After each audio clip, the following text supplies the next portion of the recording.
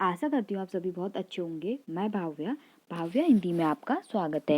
यहाँ पर मैंने अब आपके लिए कनिष्ठ सहायक के आपके सिलेबस के अनुसार टॉपिक को आपको करवा रही हूँ। यहाँ पे मैं आपके टॉपिक जो आपके सिलेबस में आपके टॉपिक है उससे संबंधित आपके प्रश्नों को करवाऊंगी। देखिए, आपने डिटेल में आपने सबने पढ़ा है, सबको आपको पता है, लेकिन प्रश्नों को करने से आपको पता चलेगा कि हाँ, यहाँ पर हमारा कौन सा किस में हमारा डाउट हो रहा है, कौन सा अभी हमें करना है। तो यहाँ पे मैं आपको टॉपिक से रिलेटेड जितने भी प्रश्न हैं उनको लेकर आ रही हूँ। आज हमारी वर्णमाला का ये लास्ट भाग है। कल से मैं आपको संधि या समास कराऊंगी, उससे संबंधित प्रश्नों को लेकर आऊंगी। तो आइए शुरू करते हैं। आज का पहला प्रश्न है, निम्नलिखित में ओष्ठ ध्वनि नहीं है। यहाँ पर आपको बताना है किसमें ओष्ठ ध्वनि नहीं है। ठीक है, तो पहले ये जान लीजिए ओष्ठ वर्ण क्या होते हैं। ठीक है, पौ वर्ग, जो हमारा पौ वर्ग होता है वो हमारा उसका उच्चारण स्थान किससे होता है? ओष्ठ से। ठीक है, पौ वर्ग का उच्चारण स्थान हमारा होता है ओष्ठ से। अब यहाँ पे क्या पूछा जा रहा है? ओष्ठ ध्वनि नहीं है। पहला दे रखा है भ, दूसरा है प, तीसरा है चौ और चौथा है मौ। तो ओष्ठ ध्वनि नहीं है। यहाँ पर आपको ये बताने क्या है, तो पौ वर्ग। ठीक है, तो पौ वर्ग में क्या क्या हो गया हमारा? भ भी हो गया, मौ भी हो गया, पौ हो गया, मौ हो गया। ठीक है, तो जो है चौ नहीं है, तो चौ ओष्ठ ध्वनि नहीं है। चौ हमारा इसका सही जवाब है। अगला है, निम्न में से घोष वर्ण कौन सा है? यहाँ पर आपको बताना है कौन सा वर्ण घोष है। पहला दे रखा है टॉ, दूसरा है जौ, तीसरा है क और चौथा है चौ। तो चौ वर्ग इसमें सॉरी घोष वर्ण पूछा है, तो इसका सही जवाब है हमारा बी। जौ इसका क्या है? सही जवाब है बी। हमारा क्या है? घोष वर्ण है। अब घोष वर्ण क्या होता है? जिनके उच्चारण में स्वर तंत्रियों में क्या होता है? कंपन होता है। ठीक है, जिनमें उनका उच्चारण करते समय क्या होगा? कंपन होगा। वो क्या होते हैं? हमारे सघोष या घोष वर्ण होता है। कौन कौन से होते हैं ये? तीसरा, चौथा और पांचवा। ठीक है, इनको हम क्या बोलते हैं? घोष वर्ण बोलते हैं। तो बी इसका सही जवाब है। चौ, छ, जौ कौन सा हो गया? जौ हमारा क्या हो गया? तीसरा वर्ण हो गया। तो ये क्या हो गया? हमारा घोष वर्ण हो गया। बी इसका सही जवाब है। अगला है, सघोष वर्ण कौन सा है? यहाँ पर अभी वही पूछा ना, सघोष घोष। ठीक है, अब यहाँ पे भी क्या पूछा जा रहा है? सघोष वर्ण कौन सा है? पहला दे रखा है थ, दूसरा है प, तीसरा है सौ और चौथा दे रखा है बो। तो सघोष वर्ण कौन सा है? तो इसका सही जवाब है हमारा डी, ब इसका सही जवाब है। अगला है, जिन वर्णों का उच्चारण करते समय केवल श्वास का प्रयोग किया जाए उन वर्णों को कहते हैं। यहाँ पर आपको बताना है जिनका उच्चारण करते समय केवल श्वास का प्रयोग किया जाए उन्हें हम क्या बोलते हैं? पहला दे रखा है सघोष, दूसरा है अघोष, तीसरा है महाप्राण और चौथा है अल्प प्राण। ठीक है, तो क्या बोला जा रहा है? जिनके उच्चारण में केवल श्वास का प्रयोग होता है, तो ऐसे वर्णों को हम क्या बोलते हैं? अल्प प्राण व्यंजन। तो इसका सही जवाब है डी। अगला है, निम्न में से र व ल, ठीक है, वर्ण कहलाते हैं। र और र व ल वर्ण क्या कहलाते हैं आपको ये बताना है। पहला दे रखा है स्वर, दूसरा है दंतमूल, तीसरा है ए और बी दोनों और चौथा है इनमें से कोई नहीं। तो र और ल इसमें क्या हो रहा है? दंतमूल यानी वत्स। इसका इसके उच्चारण में दंतमूल का प्रयोग है। तो इसका सही जवाब कौन सा है? हमारा बी। बी इसका सही जवाब है। अगला है, श, श, स, ह कौन से व्यंजन कहलाते हैं? यहाँ पर आपको बताना है ये व्यंजन कौन से कहलाते हैं। इन व्यंजनों को हम क्या बोलते हैं? पहला दे रखा है स्पर्श व्यंजन, दूसरा है प्रकंपी व्यंजन, तीसरा है ऊष्म संघर्षी व्यंजन और चौथा दे रखा है स्पर्शी व्यंजन। तो श, श, श, ह ऐसे व्यंजनों को क्या बोलते हैं? इसका सही जवाब है हमारा सी, ऊष्म संघर्षी व्यंजन। कभी कभी ये भी पूछा जाता है इनकी संख्या कितनी होती है। देखिए यहाँ पे क्या है, सौ इनकी संख्या कितनी है? 4। तो उसमें संघर्षी व्यंजनों की संख्या क्या होती है? 4 होती है। ठीक है, और हमारे स्पर्श व्यंजन कितने होते हैं? इनकी संख्या कितनी होती है? 5 होती है। तो ये ध्यान लीजिए इनकी संख्याएं भी कितनी होती हैं। अगला है, निम्न में से अघोष वर्ण कौन सा है? यहाँ पर आपको बताना है। अभी क्या पूछा था? सघोष या घोष पूछा था। अब क्या पूछा जा रहा है? अघोष वर्ण कौन सा है? पहला दे रखा है सौ, दूसरा है ब, तीसरा है जौ और चौथा दे रखा है ह। तो सघोष वर्ण कौन सा होता है? हमारा प्रत्येक वर्ग का पहला और दूसरा, ये हमारे कौन सा होता है? अघोष वर्ण होता है। तो इसका सही जवाब है कौन सा है? हमारा 100। ए इसका सही जवाब है 100। अगला है, कौन वर्ण घोष नहीं है? अब क्या पूछा जा रहा है? कौन सा घोष नहीं है पूछा जा रहा है। अभी आपको पूछा कौन सा घोष है, अभी आपको बताना है कौन सा घोष नहीं है। पहला दे रखा है ल, दूसरा है र, तीसरा है ड और चौथा दे रखा है त। तो कौन सा हमारा घोष नहीं है आपको ये बताना है। इसमें कौन सा हमारा घोष वर्ण नहीं है? तो इसका सही जवाब है हमारा तो हमारा क्या है? घोष वर्ण नहीं है। अगला है, निम्न में से कौन सा व्यंजन स्पर्श संघर्षी है? यहाँ पर आपको बताना है कि इसमें कौन सा व्यंजन हमारा स्पर्श संघर्षी है। पहला दे रखा है श, दूसरा है ह, तीसरा है ल, र और चौथा है जौ।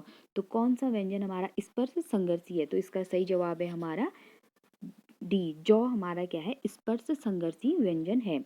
जो चौ वर्ग होते हैं, चौ वर्ग हमारा क्या होता है? स्पर्श, चौ वर्ग हमारा होता है स्पर्श संघर्षी व्यंजन होते हैं।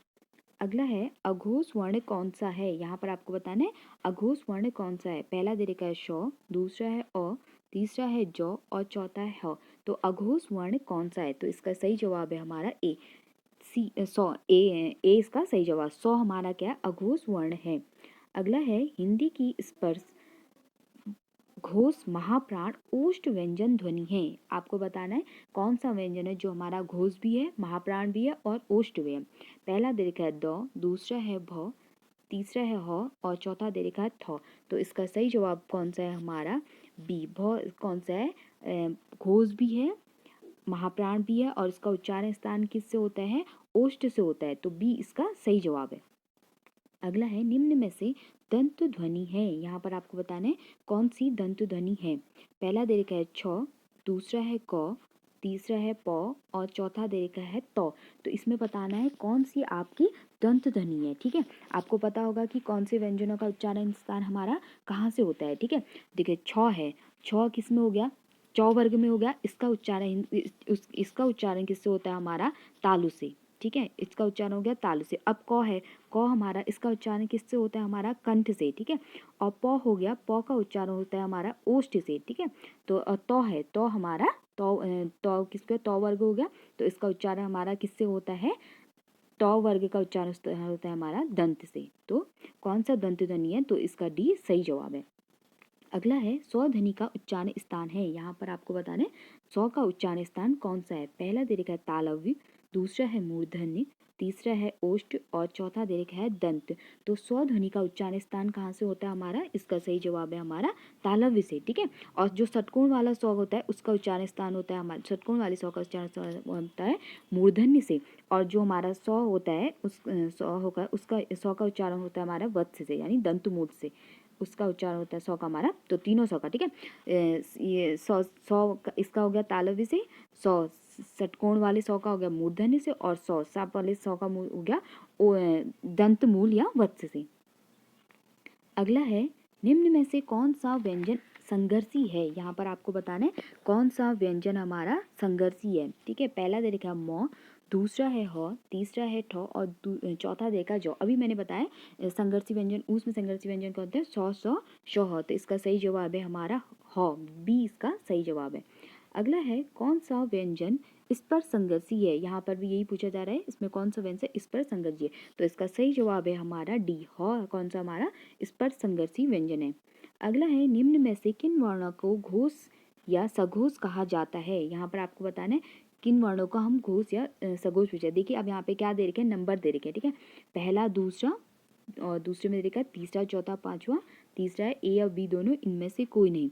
तो घोष या अघोष सघोष किसे कहा जाता है? इसका सही जवाब है हमारा प्रत्येक वर्ग का तीसरा, चौथा और पांचवा वर्ण हमारा क्या होता है?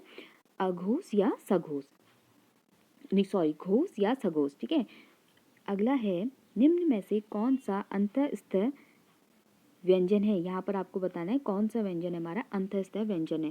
पहला दे रखा है य, दूसरा है त, तीसरा है श और चौथा दे रखा है प।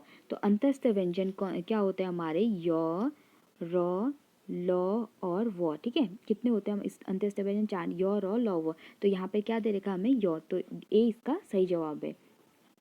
अगला है श, श, श के अंतर्गत आते हैं। यहाँ पर आपको बताना है कि किसके अंतर्गत आते हैं। ये अभी आपको बताया ये कौन से व्यंजन होते हैं? श, श, श ऊष्म व्यंजन होते हैं। डी इसका सही जवाब है।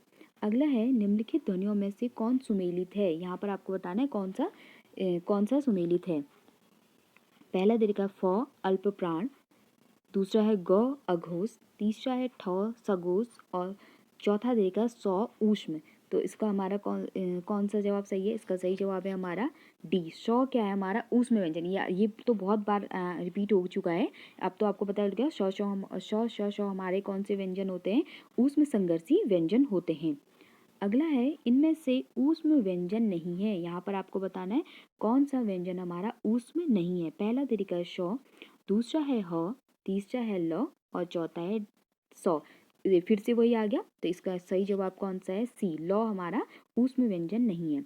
अगला है उच्चारण की दृष्टि से शौ, श, सौ व्यंजन किस प्रकार के हैं? देखिए कितने, एक क्वेश्चन के कितने कितने कितने प्रकार से अलग अलग प्रकार से बन जाता है और हम कंफ्यूज हो सकते हैं। ठीक है, अगर हमें पता है, हमारा डाउट क्लियर है, तो हम उसको सही से कर लेंगे। ठीक है, अब यहाँ पे देखिए सौ, शौ, सौ व्यंजन किस प्रकार के, तो इसका सही जवाब कौन सा हमारा? ए, ऊष्म व्यंजन है। अगला है निम्न इनमें से कौन सा युग्म घोष नहीं ध्वनि है? आपको बताना है कौन सी अघोष ध्वनि है, आपको ये बताना है। पहला तरीका है डॉ ढ, दूसरा है गौ घ, तीसरा है द ध और चौथा तरीका है पौ फ। क्या पूछा जा रहा है? अघोष ध्वनि। यहाँ पे बताना है आपको कौन सी अघोष ध्वनि है।